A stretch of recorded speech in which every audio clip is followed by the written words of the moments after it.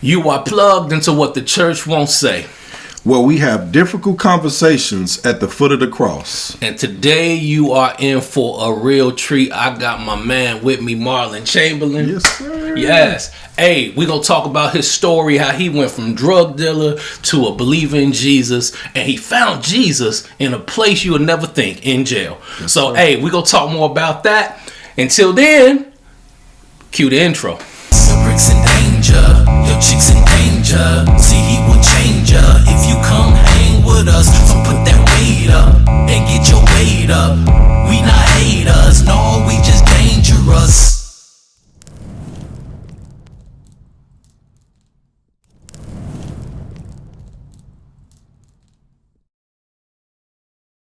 Welcome back to What the Church Won't Say, where I got my man Marlon Chamberlain with me.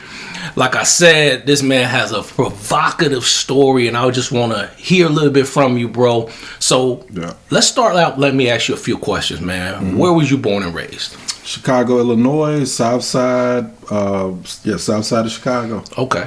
Yep. So tell me a little bit about how was your family dynamic when you was growing up? Good question. So, family dynamic. So I grew up in a home with both my mom and father.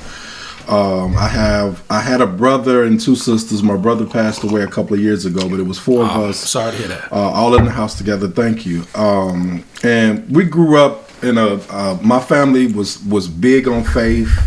Went to church every Sunday. But that was pretty much like my family dynamics. Like I grew up in a two-parent home. Family was very close, had family reunions every year, was all a part of the same church. My uncle was a pastor. My auntie ended up being a pastor.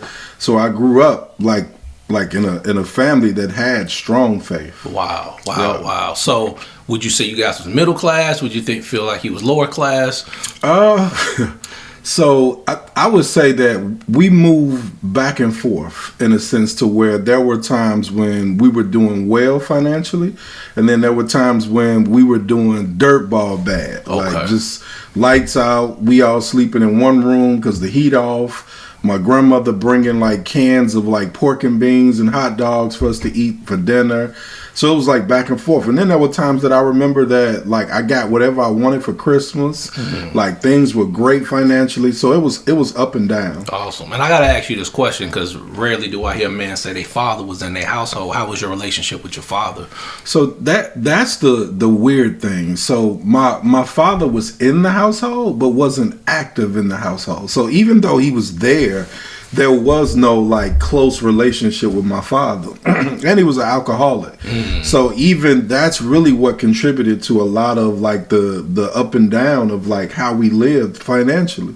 Gotcha. So let me ask you this. You got your mom, you got your father, your faith base. Mm-hmm. Seem like you got strong family dynamic and roots. Mm-hmm. How was the street? How was you introduced to the streets? How did that come about? So just to go back, I think for me, one of the struggles that I had with faith was that I couldn't imagine like God being this loving, caring God that would allow us to sort of go through these like seasons in life where we were just like poor. And so for me, I couldn't make that connection. Like if God is this awesome God, like why do I have to go through this?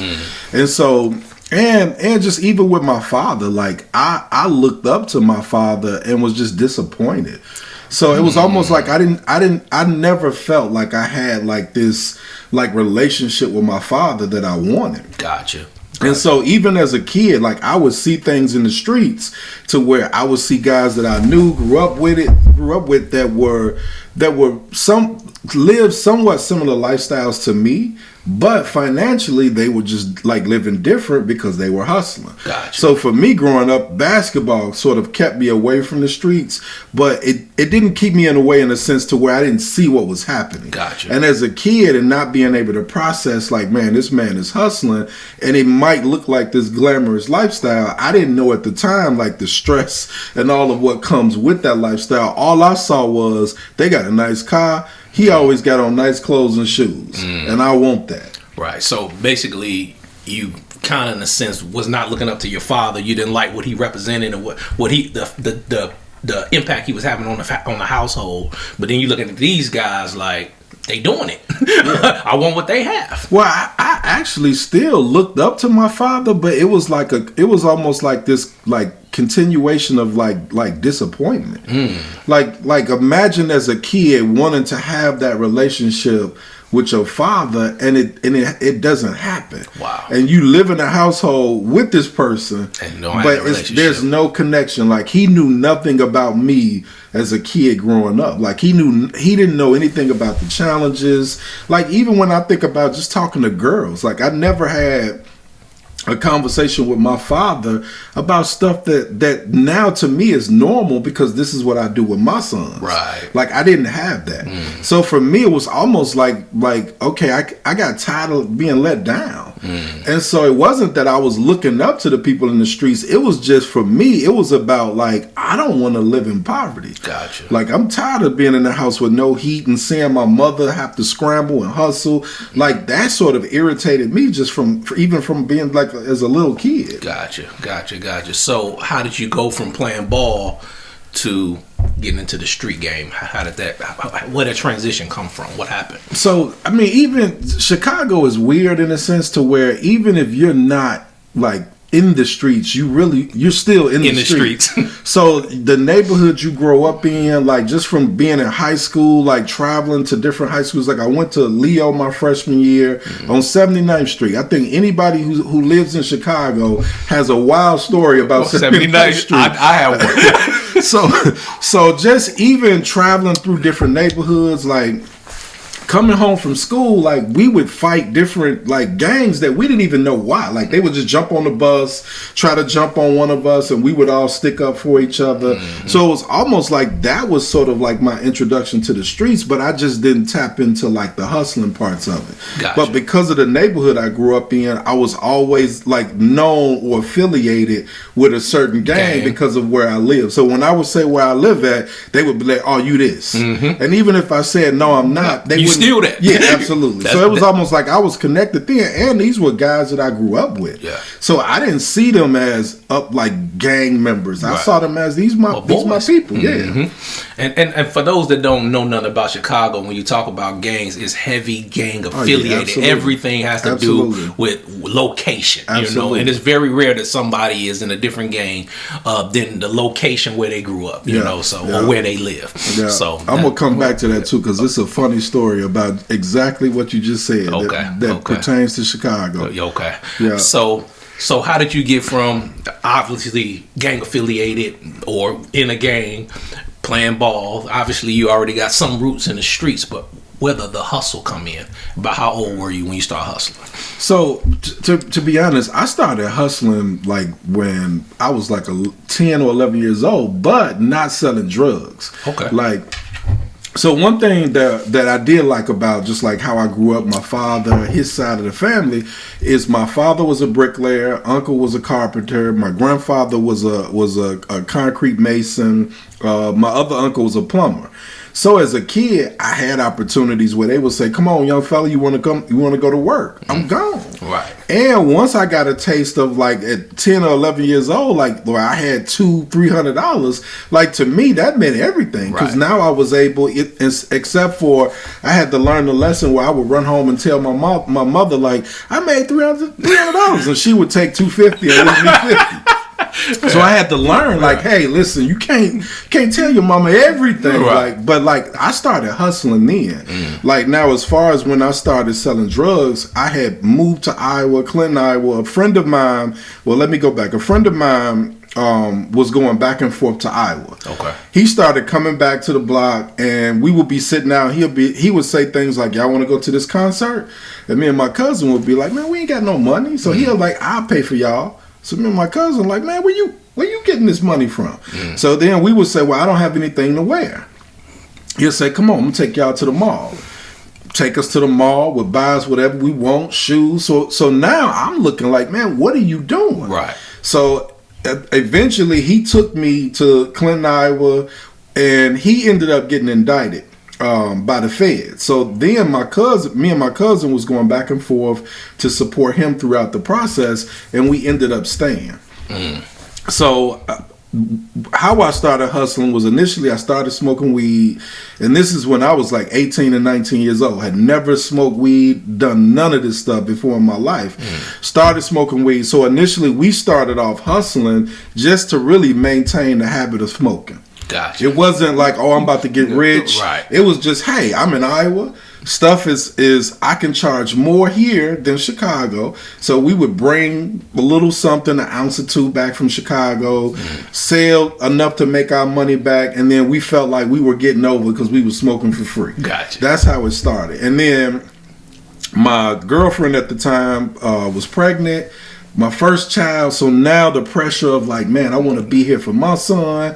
I started scrambling like, man, what can I do to try to, set myself up to provide for my son? Came back to Chicago, talked to my father, who basically told me to leave her. That was his advice. Leave her, don't go back to Iowa. So I'm like, no, I'm not going to do that. Right. So kept trying to find like a counsel from different people. And the guy told me like, man, you got to hustle. And so from what started as me hustling to make my money back, I started like really getting invested in selling weed. So I was going back and forth and started selling a lot of weed. Like we went down there with the Chicago mentality. Like, so we were doing on Tuesdays, it was two for 15. So we got these big bags that you can roll 3 or 4 blunts out of that they're not used to seeing. And then on certain days we would have deals. And then sometimes we would hide for people when we didn't want to really like honor the deal. We would hide. But we started doing these deals, and so stuff started picking up. And then I started noticing, like at the time I didn't know, but whenever I invest in something, I'm the type of person who go all in.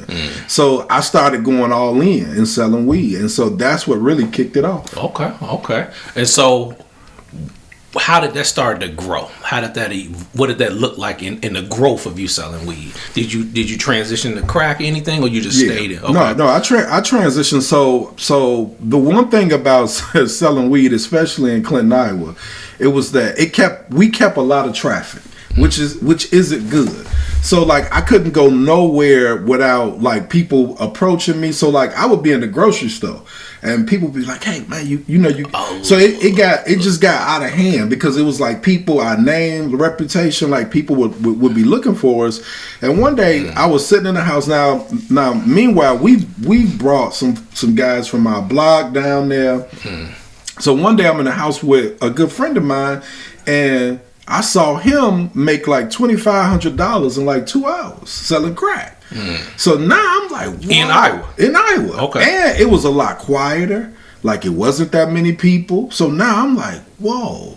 Hey, like man, like what's the game like? Because I don't know. Right. So he started breaking it down to me. Like, look, this is what you do. You go back, get you this. You could do this, and you make this.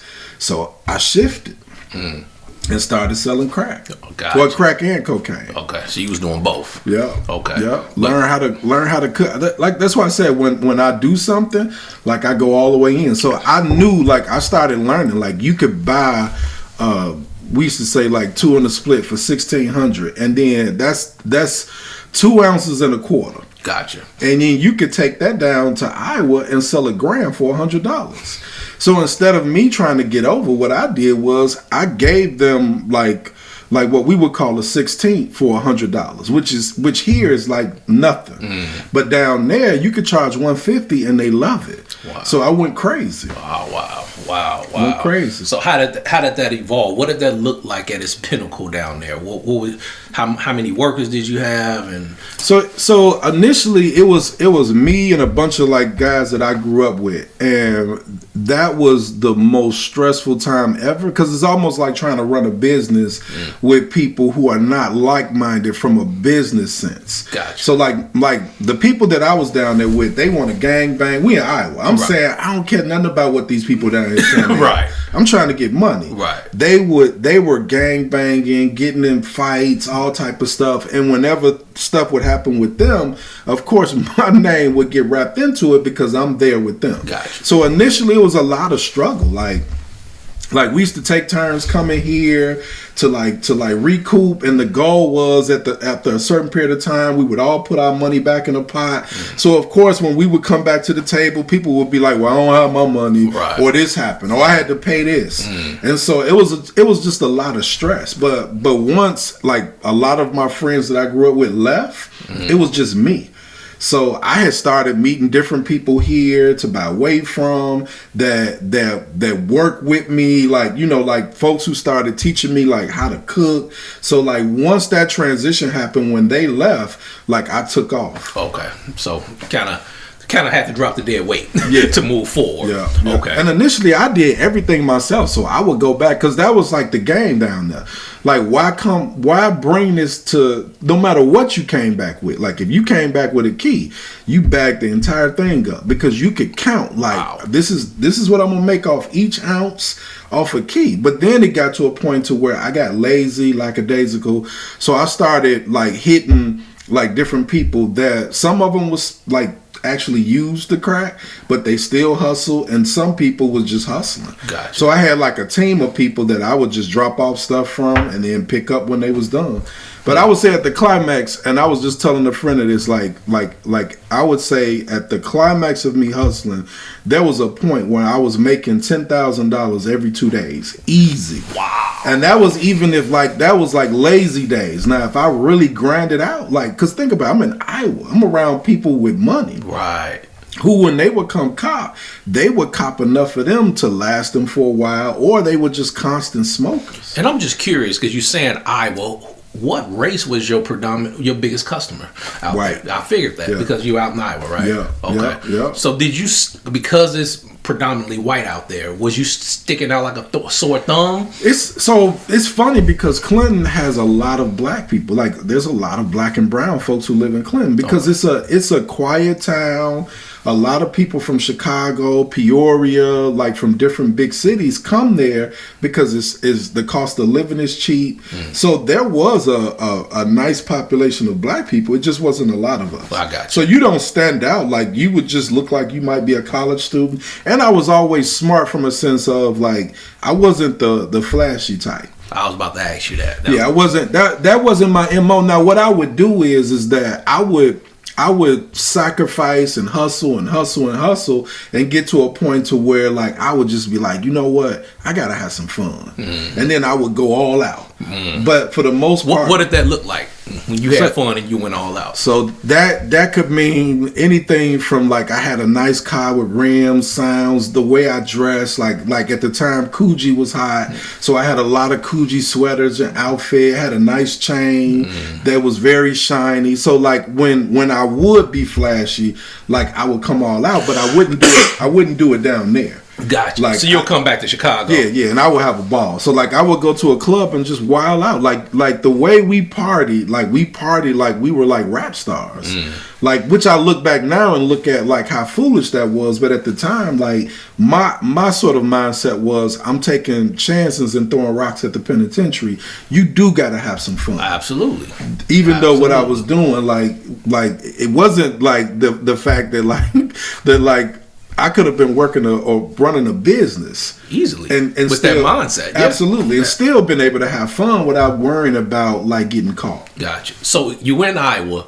Was there a lot of opposition because you were in Iowa, or it wasn't because you didn't have the same dynamic as Chicago? So it was not like Chicago because there was a lot of us there from Chicago, and for the most part, all of the people from Chicago were cool, at least to the point to where we would talk to each other if it was a problem. The problem was the people from Iowa, like the guys who were trying to act like they were from Chicago were the problem, and. I've always just been a strategic thinker because I've seen people come down and they will hustle out houses and would get caught. Like they would come down there and get like a 7 or 8 month run or even a year run, and then boom, they get popped off. So I had a chance to watch all of these people come down, set up shop, and how they got caught. So my thing was I never hustled from a house. I had a bunch of like low-key cars. So I would have cars all over the town, and I would ride around like I was the police with a scanner in the car. So I'm constantly listening to what the police on, jumping in different cars. If people called me, I would tell you, we had like code names for like blocks where we would meet up at. If I would get there first, and if I didn't like how the block looked, I would say, hey, let's shift and go here. And I would jump in different cars. So it was like, I was like really sort of like a Navy SEAL when it came to like, I'm not trying to get caught. Absolutely. Yeah, I'm gonna do whatever it takes. I'm gonna be low key because I'm not gonna get caught. So with that being said, how did you get caught? Just so I would say over a period of time. So the first time I got caught coming through a little like town on your way to Iowa called Whiteside. It's Whiteside County, but it's Morrison, Illinois. Okay. So I got caught. Went to sleep. I got super high. Well, I passed out in the car with somebody. She gets pulled over. Don't tell me. So when I wake up, the police in my window with the light. So I panicked. This is my first time. Like, I had never been locked up, nothing. So I panicked. you was dirty? Yeah, but I only had an ounce of weed. Okay. So I took I said only because it's legal now. But Right. I took it out, threw it, tried to throw it like in the back seat, and he saw it. Okay. So I ended up going to jail. They let me out. They offered me 5 days in jail. I took off. I'm going back to Chicago. I ain't trying to do no jail time. That 5 days ended up turning into 60. So I ended up having to turn myself in. So this was the first time I went to jail. And what happened was it wasn't nothing. So for me, I had a ball in there them 60 days. Okay. And I knew what I was about to get out and do. Well, hold on. I got it, because you just said something that most people like. You had a ball in jail. Yeah, I did. Explain that. I'm young, so I'm 20 years old. I'm like hustling. I'm in there around a bunch of other. So going in, I was a little scared because I ain't never been in jail. But when I got in there and saw what it was, I was like, man, all this ain't nothing. Like, I mean, I didn't like it, Right. But it didn't deter my thinking from, oh, I don't want to come back here. Right. It was just like, okay, I got to lay down for 60 days. I sat in there. That's when Tupac died. So like I'll always remember like Tupac got shot and was killed when I was in jail in September. I forgot what year. But like it wasn't one of those moments to where I was like, oh, I'm going to stop this. Right. So when I got out, it was like, okay, now I know I can't be slipping like that no more. Okay. I can't get high to the point to where I'm passing out. So from that point on, I never smoked weed when I was coming back, like in transit with something. Gotcha. I started doing things like where I wouldn't tell anybody I'm coming to. Like when I would come to recoup, I would get a car, ride to Chicago, get whatever I'm gonna get, and I would leave it here, put it up. And then I would go back because all the time I'm trying to see if I get pulled over. Is somebody going like try to tip the police off? So I would go back with nothing. Gotcha. And I would let everybody know. Sometimes, oh yeah, I'm about to go to Chicago. Come back. I would get my stuff. I'm not bringing it back. Leave it in Chicago. I go back, and then I would come back. Like let's say like if this was a Sunday, I come back Tuesday morning at 5 or 4 o'clock in the morning. I'm gone.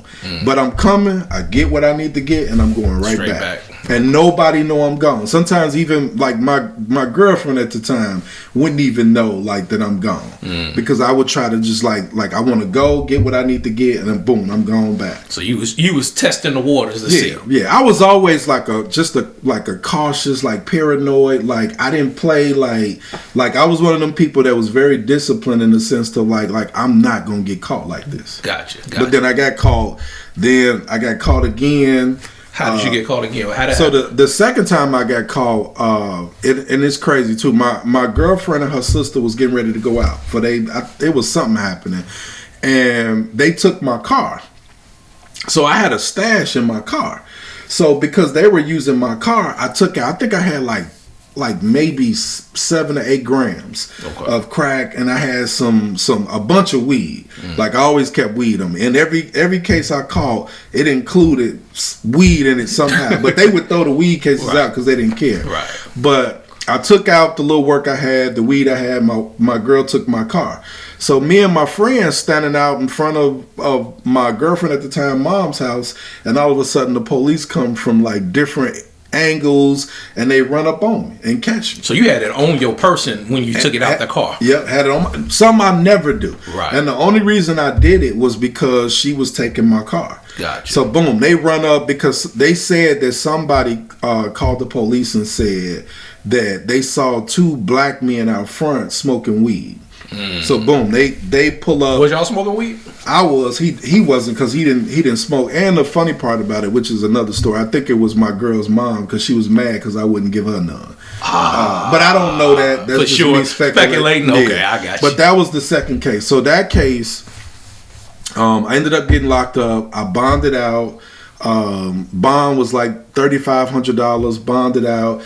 And the crazy part is I got out like okay, now I need to make up this little money. So I got out. Even after that, I got out still saying like, okay, like, man, I got to grind it out. I don't know what's going to happen. Right. But this was a wake-up call. Like, this case was a wake-up call because now they were talking about like 10 years.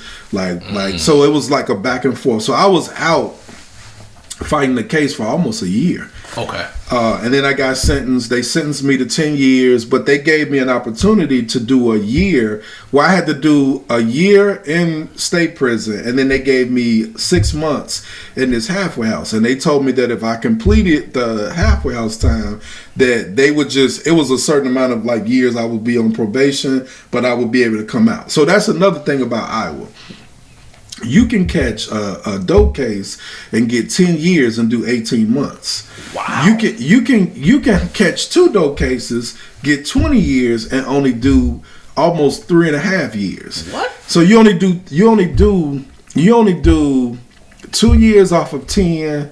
Like, that's the way they sort of, because it's not like Illinois where you do 85%. You only do a certain percentage of your time, and then you're eligible for parole. Gotcha. So I got out after 18 months. Okay. I'm back on the streets. Okay. And that was the second time I got caught. Okay. So are you thinking now that you out? Is this, you said it's a wake up call, or yeah. So what did that look like to you? So this was a wake up call in a sense, because whenever I would have to go to jail, like, I started seeing like the impact on like my family. Because now I got a girl, I got 2 kids. So when they take me to turn myself in, they crying, I'm crying. I'm like, man, I can't keep putting my family through this. Right. So after I got out of this one, it sold my rims, sounds, all that stuff, and was like, you know what? I'm about to grind it out, but this time I'm grinding it out, and I got a goal. Like, and when I hit this goal, I'm out. I'm just curious. What was your goal? How much? So at the time it was 100,000, okay. which when I look back and when I sat in prison on my federal bit, like, man, that crossed my fingertips a couple times. But it was just like, at the time when I come home and now I got this focus and this goal, things weren't the same. Gotcha. So it's almost like the market. It was like changed. That 10,000 every 2 days wasn't the same because the conditions changed. It was different things happening. Like, so explain that. What was the conditions like now? So the feds was on me now. Now they've seen, they've heard my name, they hearing my name. Like, there were a lot more people there hustling. So now, like, it's competition a little bit. So like, things just wasn't the same. I gotcha. So like my clientele changed. So it wasn't that $10,000 every 2 days. It was like, you might get $10,000 in a week or 2 weeks, but it was all too, like, I lost like the zeal to like do it. So it was like before, when I would get up 3-4 o'clock in the morning, I was like, man, I don't want to get up. You didn't feel like it. Yeah, I didn't feel like it no more. So I lost focus. I started coming to Chicago, like, partying, and then I lost track of what was happening down there. So like, the people that I was even like, that was working for me, they would call me like, I need something. Like, they would be like, man, I'm waiting on you. It would take me 2 or 3 days because I'm down here. Like, man, you're going to have to wait. I'm walking back into Iowa. I don't know what didn't happen since I've been gone. So I started getting sloppy. Gotcha. And was really sort of like, that was my downfall. After that second case, like, that was the downward spiral. Like, even though I was still making money, still hustling, it was just, things wasn't the same. Wasn't the same. And inevitably, before you touch on this, there was something that happened that gave you your Fed bid. Yeah. But I want to ask you this. What would you say at the pinnacle, when everything was flowing, how much money you think went through your hands? Man. Just a rough estimate. Man, I think, to be honest, I would be shocked. I know I definitely saw like at least $500,000 go through my hands. I wouldn't be shocked if like it was closer like to like $1 million over time, because I was there from 96 to 2002. Okay. So I'm saying this is like, and the whole time I was there, like I was hustling. Getting it. But I never saw that at like one time. Yeah. But I've seen like $50,000, 75. Like I've seen that. Like I've went to cop with that type of money, which is scary in itself too, because you walking into somebody's house that you have somewhat of a good relationship with, but you trust it. And that's something that I learned about the game too, that people don't know, that there is integrity in the streets. It's not like this wild west image that people see. For the most part, there's integrity. So like when you would go and you bring in like these big lump sums of cash to cop something, there was like this like level of integrity where if something was off, you fixed it, because you didn't want to go to war about something when we all making money. Exactly. It makes sense, man. So what ushered you into this downfall? What did that look like? Set us up for that story. So just wilding out, like messing with a bunch of different women, like all of the stuff, like the disciplines that I had, like I started, like I just got laxed. So like I'm getting drunk, I mean just wilding out. And so like my focus was different, because now it was more around me trying to like maintain this lifestyle or this image, versus initially I started hustling because it was about my son. It was about I want to create something to where I can provide for my son, but then I got lost. Got lost in the game, and just went like just all of the stuff that distracts you from what you need to do. Like that was my MO. So it was just I got like just doing crazy stuff. Like I remember coming home with a half a condom on, and my girl trying to like do something with me and feeling it like, dude. And it was like, what do you say? Like well, I'm sorry, bro. You still had the condom on that you used? I thought I ripped it off, but half was still on. So the base was still on. So she reached down. I'm like, dude. So like stuff like that. Like I'm just not focused. Like how do you come home and do that to your girl, first of all, but then like even lie. Like when she said, what is this? I'm like, I don't know. You know, like, and I know doggone what it is. How could you not? But that's the level of like, I started getting arrogant with the police. Like they would pull me over. I would know I ain't had nothing in the car, so I'm talking crazy. Like just doing stuff that like at the end of the day, when I look back, was stupid. There's no other thing to say, but it was stupid. So it was just like I set myself up for failure. Yeah. And then the day that they even like came at me, so my girl had a crib where I stayed with my family, and then I had a place that nobody knew about, where like it was like my honeycomb hideout where I would go if I needed to do something. I didn't even stash nothing in there. It was just a space where I could go and get a peace of mind without nobody knowing where I'm at. And one day I was laying on the couch sleep, and I hear a knock on the door. So when I hit a knock, I already know who it is. Because don't nobody even know where I live here. So I see the police, like I could see them at the back door. So I try to sneak out the front door. The feds coming up the stairs. They like, shh, go back in the house. So yeah, that was my expression, like what's happening? So they like, well look, we can't talk here. We got to take you somewhere. Woo. So at first I'm like, okay, am I under arrest? They like, no, you're not under arrest. So we go back and forth. I ended up agreeing, saying, okay, let's go. They took me to a hotel. When I get to the hotel, the U.S. State's attorney walks in the hotel. So now I'm saying, okay, I don't know what's going on, but this don't look good. So they say, I got some good news, bad news. So I say, well, give me the bad news first. They say the bad news is you go into federal prison. The good news is you get to determine how long. So now I'm like, okay, what are y'all like? What did I do? And they're like, come on, you know what you did. And I'm like, no, I don't. So we go back and forth. So what they tell me was, they say, well, if you cooperate, tell us what we need to know, we can work with you, this and this. So I'm sitting there and I say, you know what? I said, I talk to y'all. I said, but I need a lawyer. They get happy. Oh yeah, we can get you a lawyer. Like, just if you want to get your own lawyer, or if you want us to help you get one, let us know. So they take me back to the crib. As soon as they drop me off, I called like my close guys that I was down there with and said, hey, the jig is up. Like, I don't know what these people on. This is what they just said to me. My baby mama is packing up. We getting ready to move. And I left the next day. Were you back to Chicago? Came back to Chicago. Okay. So I'm thinking like, okay, let me see if this is real. After about a couple of weeks of me being gone, like, I started hearing people like say like, Marlon, I think they was for real. So at the time, I'm still from Chicago, people coming down, getting work from me. I'm still sort of like making some moves. My baby mama, or mother of my two kids, she goes back up there to see her mama. They pull her over, lock her up, and take my car.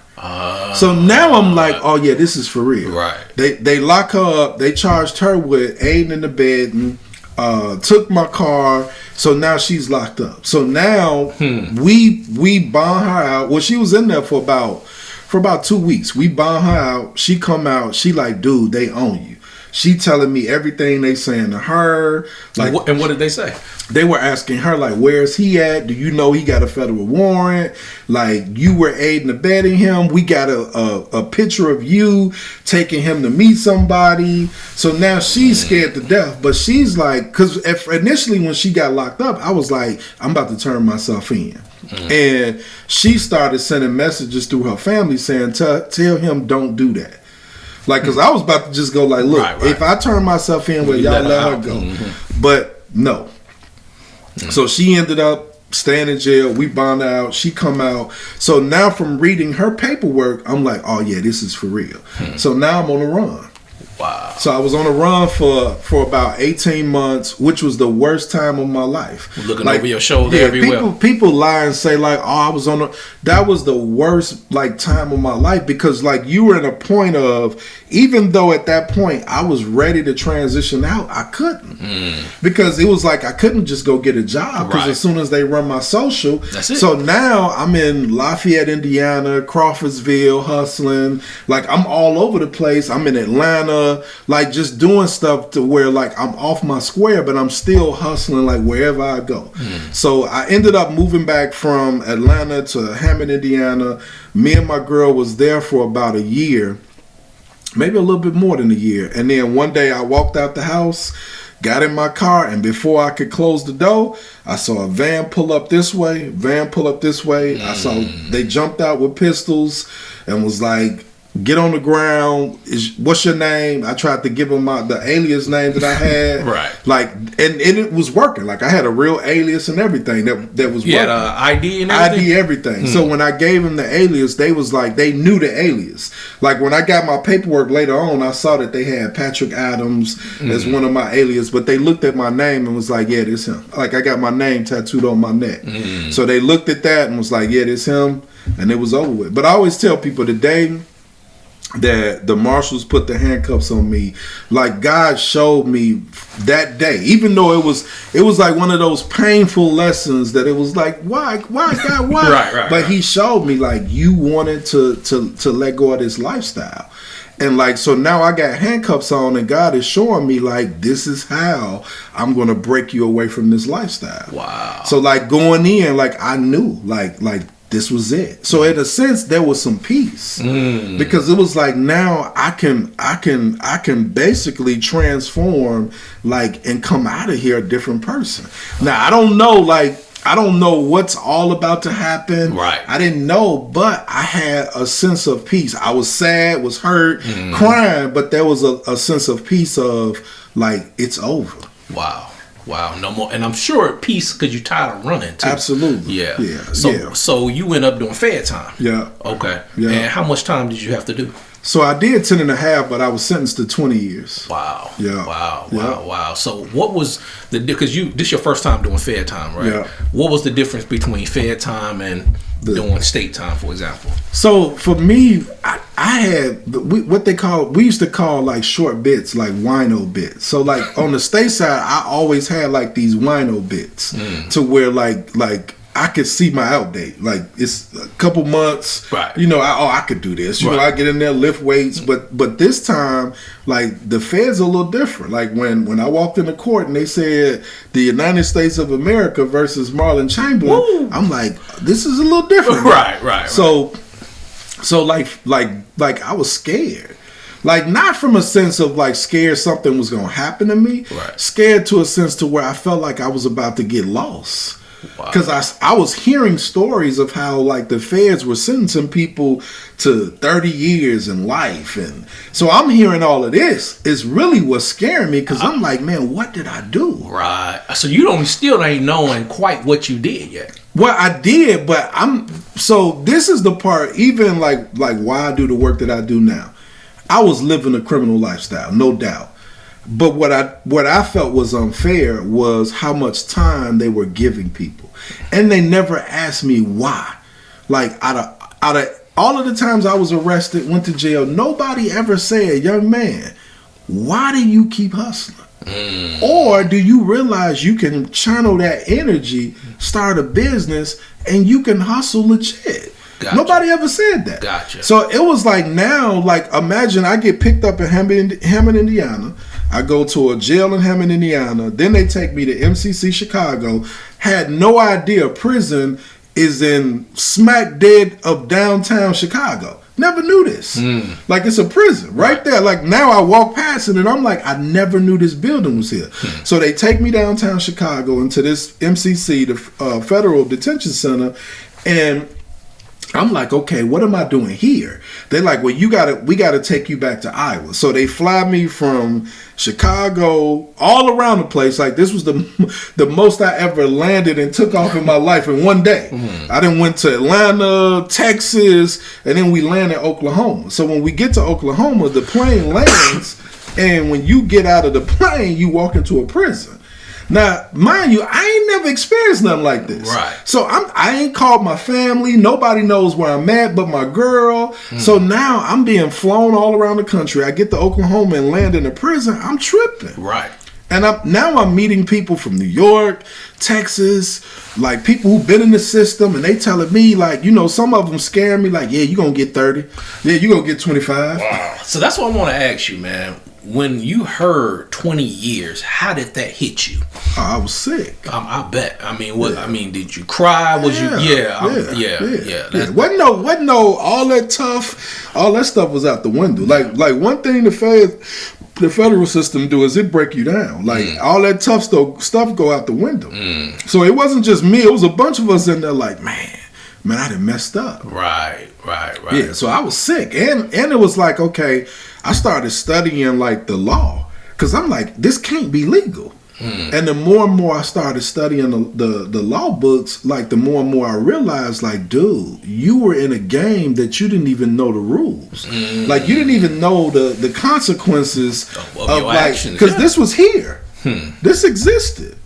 Like these laws were on the books. It's almost like you should have read those laws before you started, so you knew. But at the time, to be honest, even if I would have read the laws, like because I felt like at that point the need outweighed the risk, like I would have still did it. Absolutely. Like I had me personally, just being honest, I had to go that route for it to really like get cemented in my head that I'm not going back to that. Right. So now you in the Fed prison. How is it different from the state prison?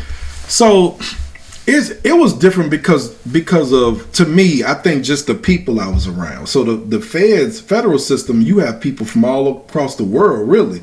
So it was people like Martha Stewart's co-defendant. Like I'm seeing like some of like the chiefs of gangs that are like you know legends, and they in here. So I'm seeing all of this, like just to me, like it was just like the feds like picked up like big cases. Gotcha. So I'm around, man, you name it, I done been around them. You name any chief from different mobs, I done been around them. So to me, that was different. And then just the amount of time that they were giving out to me was different. Okay. How about the daily setup of living? Was that different as well? Yeah, so it was different too. Like we had, when I first came in, we were eating steak for like New Year's. Oh. So the way that they fed you, now the longer I was in there, that stuff started like going out the window. But when I first came in, it was just like, it was different from a sense of how they fed us, what you could do. It was almost like, to be honest, like it was almost like your backyard, but just like maybe 20 times bigger. But so it looked like a recreational center. Like I used to tell my girl at the time, like if I could go home and had to come back there, like the way that the institution was set up, it wasn't bad. Okay. Now that's not talking about like the people, right. But the way it looked, they used to call it Club Fed. Like, so what did they have back there? What, so like a weights? Huge weight pit, like tracks, tennis like courts, basketball courts. The yard was huge. So when you out on the yard, and then basketball was something that I still love. So like I'm playing basketball every day. So that would take my mind away from like that I'm even locked up. And then they had this huge track to where we would get up early in the morning and walk the track, and there was like a corner of the track where you could see the highway.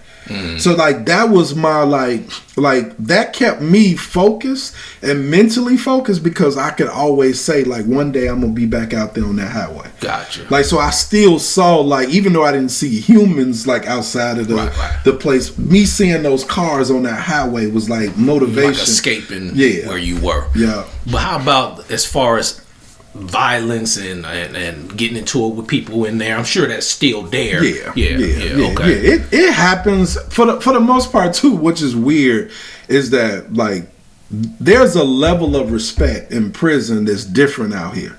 Like it's certain things, like if you're somebody that's respectful, you know how to mind your business and move in a way to where like you're not into everything, like you can do your time without ever, like I never had. It was a couple times I came close because I play basketball. Things happen on the court. But for the most part, if you're respectful, you can avoid all of like the bull crap. Now, what happens in the feds, like if you from Chicago, when you get there, the people from Chicago, no matter what like gang you from, if you from Chicago, somebody from Chicago will come and basically they want to see your paperwork. So once they check your paperwork, they see you didn't tell, then they welcome you into the car. They give you shoes, whatever you need. Okay. So it was like this, like love at first, to where I was like, okay, is this normal? Right. But actually, Travell, who is now family, was one of the people who was like, man, what you need, you need something. We call them care packages. So when people come in, depending on where you from, if you from Tennessee, they're gonna be like, hey, they're gonna tell the people from Tennessee, one of y'all guys here, and then they're gonna come holler at you. Gotcha. Okay. And then you pick your path. So like if I would have chosen the path of I'm gonna continue gang banging, I still want to be on mess, like then that's the route you take, and then you get what comes with that. Gotcha. So like you might get sent off. Let's say, for instance, they want you off the compound. Let's say you do something. They could say, Marlon, these 4 or 5 people, y'all got to go get Nate off the compound, and you might say, I ain't leaving, which means now they got to whoop you or try to whoop you to get you off, and so you get sent off because you connected to a mob. You might get sent off, and now you all the way in Seattle somewhere, away from your family. So even being close to home, like I was in Milan, Michigan, I don't want to mess that up. I'm 3 hours away from home. Right. So like for me, it was about like, and I went in with this mindset like, man, I'm on something different. Right. So that's what I'm glad you said that, man. So how was your mindset transitioning? What was you finding in prison? Did you find a knit of people that was on the same mindset that you was changing into? What did that look like? So my transformation started when I first came in. So like I said, when I came into the system, even before I was sentenced, I started like reading my Bible, praying, and then God just started bringing people into my life. So it was almost like wherever I went, we started a Bible study. We started a prayer circle in the county jail. And initially my thinking was, okay, this is the government against me.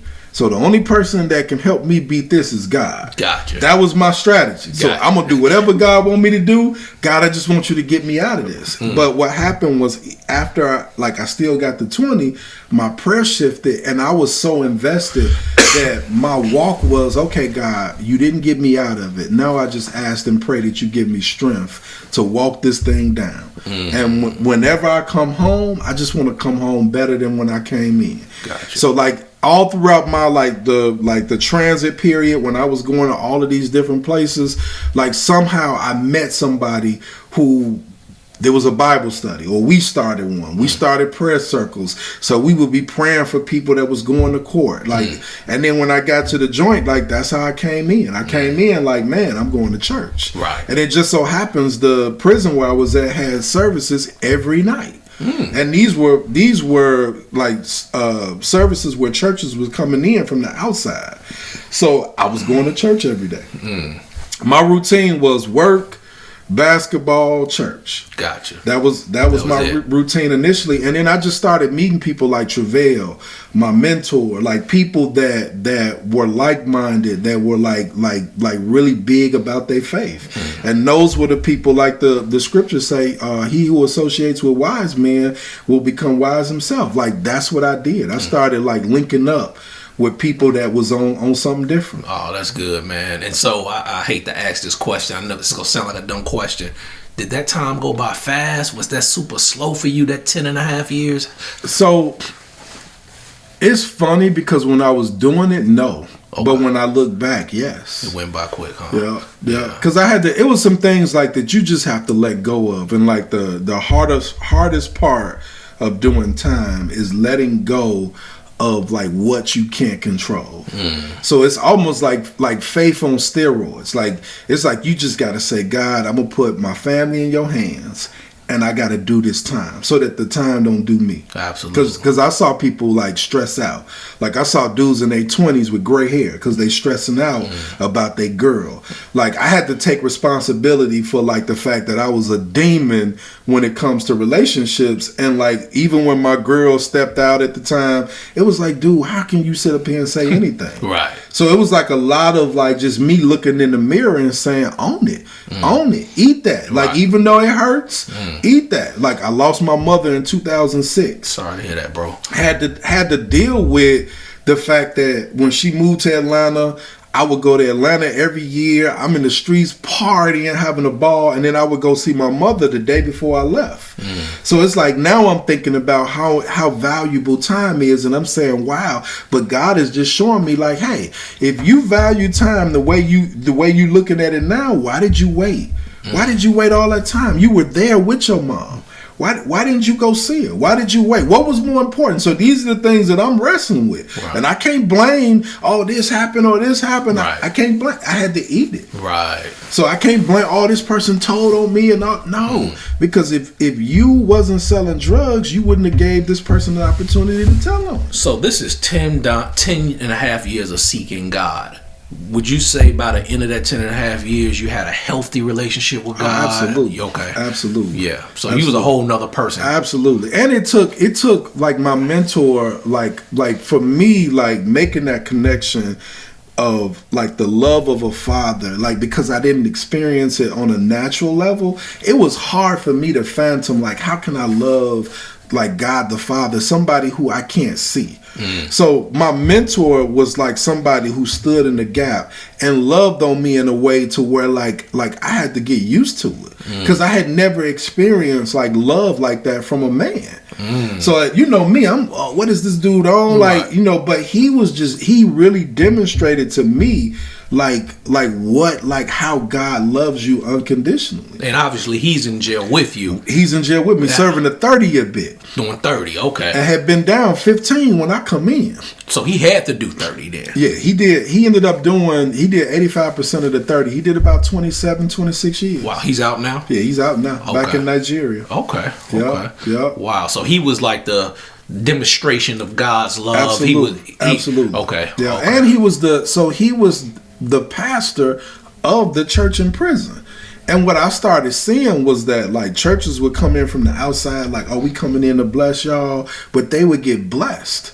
Like coming in and being around a bunch of men who are like on fire. Like that's not playing. Like they serious about God. They don't care about work. Like it was just different. Wow. Like so people would come in and get wrapped up into that, and it was just like a lot of people married a lot of the women that was coming in when they came home.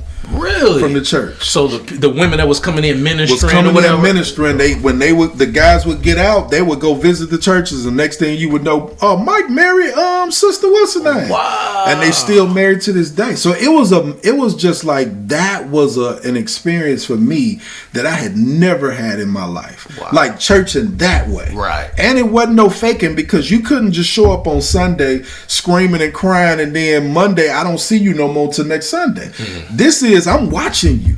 So I'm watching when you get into altercations or things happen, and I'm watching how you handle it. So I watch my mentor. Like I watch people come at him because he was the leader of the church and they didn't like it or they were jealous. And I watched how he handled them with love. Wow. Because I'm still young. I'm like, man, I would knock that dude out. Right. He like, no, I'm not gonna do that. And the way he moved and handled things, like he taught me like how to manage my emotions, how to process things, like how the Bible say, be swift to listen. Like I saw him do this. So for me, it was like, man, this is application of the scripture. And I'm saying, and I didn't see him do it in some heated times where he was a peacemaker amongst things that was happening in the joint, and like he would intervene. And it would be like, wow.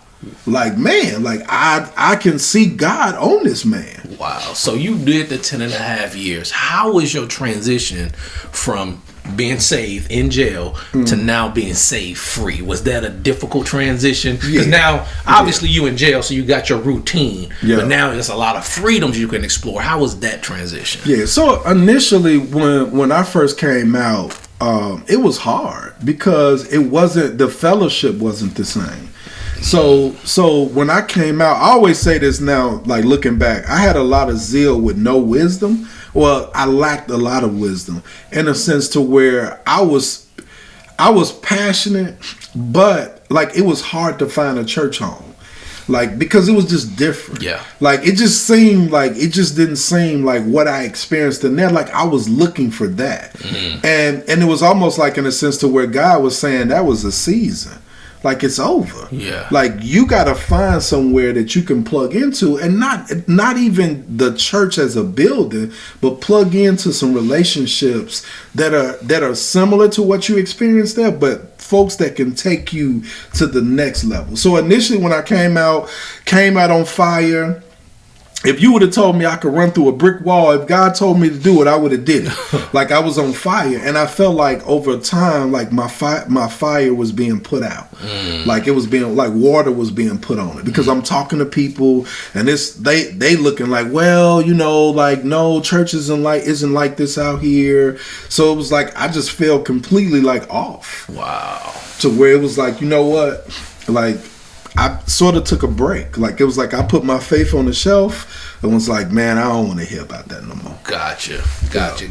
So it almost put a bad taste in your mouth where you kind of shut down for a season. Yeah. Did you spin out of control? How did that look? No, even when I put my faith on the shelf, I didn't spin out of control from a sense of like I went and started doing illegal stuff. But like I made like crazy mistakes. Like I came home, and what God said to me was like, wait before you get married. I mean, like before you just run out and have sex, jump in a relationship, like take your time. And what I did was I had sex with somebody and then married the person without really knowing them. And so that marriage didn't last a year. Wow. So I ended up marrying somebody, cheated on her twice. Like it got to a point to where we were in counseling, and I sort of was getting frustrated because I'm telling them like, no, I made a mistake, and I felt like they were trying to convince me to stay. Gotcha. In a situation that I was like, no, I made a mistake. And so I ended up like, even that discouraged me, because it's like, are y'all listening to me? Like I'm sorry I cheated. I don't want to hurt her, but what I'm saying is that if I stay in this relationship, I'm gonna keep doing this because I'm not happy. This is not what I want. Gotcha. So and what the lesson for me in that was like, God was just telling me to like wait, just slow down. Right. I'm gonna give you what you want, need. but just get yourself together. So it was like I was just moving fast. Gotcha. So it wasn't that I like just like gave up. It was just like I started like making mistakes like that. Gotcha. Where I'm doing stuff that I know is wrong, and like even just in the halfway house, like a lot of women started reaching out. Like so, like I slipped up a couple times, and it was like when I would mess up, I would go to Bible study. Like I did have a nice like tight like network in the halfway house, but once I got out of there, it was just like you said, like I'm free, you know. But like so, like I went through like just like some challenges like with women. God, I understand. Trust me, I understand. Yeah. So how was you career wise? You got this record. You now have a felony. How was it finding a job and supporting yourself? How was that part? Yeah, so that part I caught a blessing. Like before I went into the system, I had filed a lawsuit that I was frivolous of. Like I had completely forgot about it. So when I came out, one day my counselor called me to her office like, "Hey, I got a check for you." So I'm thinking like a check, like okay, it's probably $5 or $10 or something, but it was a check for like $12,000. And she was like, they took out the fines and fees that you owe, and this is yours. Oh, so now I wasn't pressed to go find a job because I'm in the halfway house, but I got a little money to take care of myself. Gotcha. So I went, enrolled in Harold Washington College, was like, man, I'm going back to school. Some Italians that I was close with that I met in the feds, like we were in the halfway house together. He kept saying, "I'm gonna get you a job." So I'm like, you know, people say that all the time. I'm like, well, whatever. So he did. He got me a job painting. So at the time when I started painting, I was taking a blueprint writing class.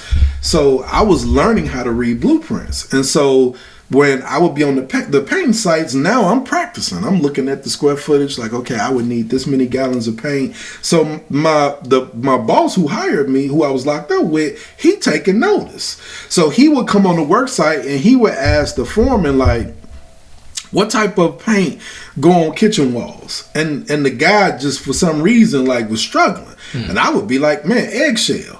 So he'd turn around like, how did you know that? Like, man, I looked this stuff up. I've been listening. Like, well, how many gallons of paint would I need to paint this room? I could tell him. He saw I was good with people because everybody that I work with liked me, and I was like a leader on the work site. Like I would get to work, like and with work, you know, like set up the site to where it was clean. So he offered me an opportunity to start my own crew. really? So I went back to the halfway house, found 4 or 5 guys that were coming to Bible study, and was like, one was he was a professional. He did the plastering, so he knew how to do drywall. Okay. Brought him on board. Brought another guy who wanted to learn how to paint.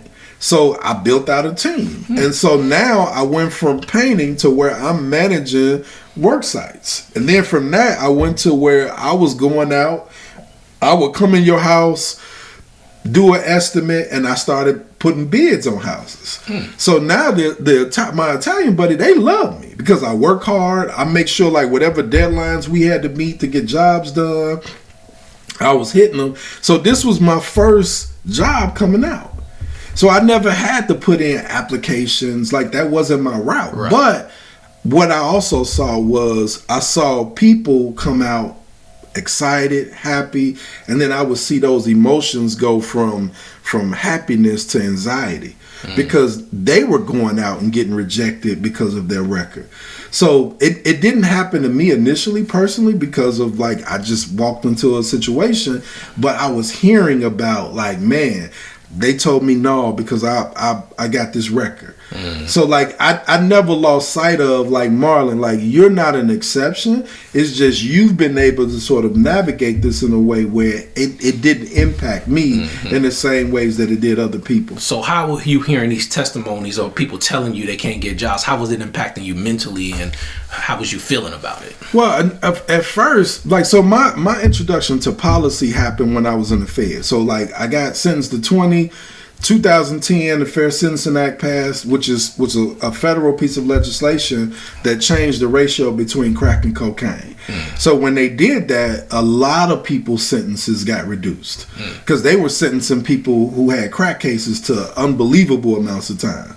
But if you had a cocaine case, you could have more cocaine than a person had crack, and the person with cocaine would get less time. Wow. So when they passed this, my sentence was reduced from 20 to 14. So this was my introduction to like policy. So when in the halfway house, when I would hear these stories, I started thinking about like, well, I wonder how we could impact policy to change like why some of like these men and women are being denied because of their record. So that was my introduction to policy. So for me mentally, when I would hear these stories, I would encourage people. Like I've always been that guy, like, man, just keep pushing. Let me see if I can get you on with us painting. And so in some cases I was, but like we only had a limited amount of slots. Gotcha. So mentally it was just like, man, there has to be something that we can do. Gotcha. And that made you do what? So it just like, I had committed, like, because there were groups who push for that, the Fair Sentencing Act. So I had already committed in prison. Like when I get home, I want to connect with groups that's doing this work. Gotcha. So I was looking for them. I just didn't know where they were at. Like, this is new to me. I don't know, like, where do you go to learn how to do this stuff? Gotcha. So I would go to anything. So, like, if it was a Bible study, any workshops where you could learn something, like that's one thing that I developed in prison that I didn't know. Like, I discovered that I love to learn. And so I brought that home. So anything I saw a poster where it was a documentary or something positive, I'm going. I'm signing up. Signing up. Anything where I can go, if it's a church service, I'm signing up to get out the halfway house. So I signed up to go see this documentary called The Interrupters. The one of the main characters in The Interrupters, Eddie Bocanegra, who was doing violence prevention work, was in the documentary. After the documentary ends, he goes on stage like, hey, I'm Eddie Bocanegra. I did 14 years in prison for a murder. This is what I'm doing now. I'm an organizer trying to advocate to change laws that impact people coming home from incarceration. Okay. I'm like, wow, this is who I was looking for. I go up. Eddie said it was about 50 of us that went. Out of the 50 people who went, 2 of us actually followed up. Followed up with Eddie. He invited me to his office. We sat down and did what we doing now, and the rest was history. Wow. And so lead us to what you're doing now currently, man, with Fully Free. Tell us a little bit about what y'all do. So what Fully Free does is, Fully Free is a multi-year statewide campaign to end permanent punishments for people with arrest or conviction records. Normally or traditionally, you may have heard them called collateral consequences. Okay. We decided to not use collateral because it suggests that the policy was accidental, and it wasn't. So our goal is to end permanent punishment so that when people come home, once you finish all stipulations of parole, probation, that's it. Gotcha. Like you were sentenced to do a certain amount of time, and once it ends, like in court, the judge doesn't say to you, your sentence is for life. Right. So we're saying, hey, we need to eliminate policy that creates this prison after the prison. Like there has to be a point to where a person can say, I'm done. I can get a job. I can get any job I want. Absolutely. Without this taboo stamp on me. Okay. Absolutely. So there in Illinois right now, there's an estimated 3.3 million people living with an arrest or conviction record. 3 million people. So even when we think about like some of like what we see in certain neighborhoods, like there are certain zip codes in Chicago that have high rates of people returning back from prison. It also happens to be that these same zip codes are where there have been a lack of investment for decades. Wow. So it's almost like a setup. You come home from prison, you can't find a job, limited economic opportunities, hundreds of legal barriers, you living with the shame, the guilt, and all of that. So now you end up cycling in and out of the system because you can't get out of it. Gotcha. And so our goal is we're trying to disrupt the system to say, hey, we're going to use the recidivism rate is around 42% of people who go back. So that leaves almost 60% that don't. So we're trying to organize the 60% that didn't go back to say, hey, we know what we need. And we need to change these laws because this is how it's impacting people. Gotcha. Gotcha. But also, even just the campaign is not just about eliminating policy. It's about building relationships, creating a network. It's about, like, when I show up and I'm talking to legislators and I got my suit and my lobby badge on, that's narrative change work, because now they're saying, well, you know, people with records are dangerous, and I'm saying I'm one of them. And now they looking like, you been to prison? Like, yeah. And they like, well, whoa, wait a minute. But now, because I'm in proximity to them, and I'm saying I'm married, I'm a homeowner, a college student, et cetera, now it's reshaping like how they think about us. Right. And it's also like shifting people's hearts. Yes. Because I'm human. Yes. I made a mistake. Listen. But I served my time, and now I'm doing something different. And as you know, man, God is a God of second, third, fourth chances. Absolutely. And we need to be that same way, giving opportunity to those that made a mistake. Because listen, a lot of us have made mistakes that we could have been in prison that we just didn't get caught. Absolutely. So, man, I definitely honor the work, man. And if someone needs your services, where can they get in contact with you guys? So you can go on our website on fullyfree.org to sign up to receive campaign updates, action alerts. My email is on the website, so if you want to connect with me personally, like what I do and what I love about what I do is I get to travel the state. Really, I've been around the country building relationships with people who made a mistake and now are doing like wonderful work in the community. Yeah. So like I get a chance to meet people and build real authentic relationships with people that are just doing great work. Man, that's awesome, brother. Well, man, thank you, bro, for coming on the show, sir. Blessing us with your Appreciate story, you man. Yes, Hey, this is my man. If you need the services are fully free, contact them and put in the comments anything that we can do to help you if you're struggling to find a job, and we'll have a brother like Marlon try to provide information in the comments to help you brothers that's getting out of jail, because that's just what this is all about. Hey, thank y'all for tuning in. Don't forget to subscribe, like, and share, and we gonna keep saying what the church won't say. Till next time, we love y'all. Peace.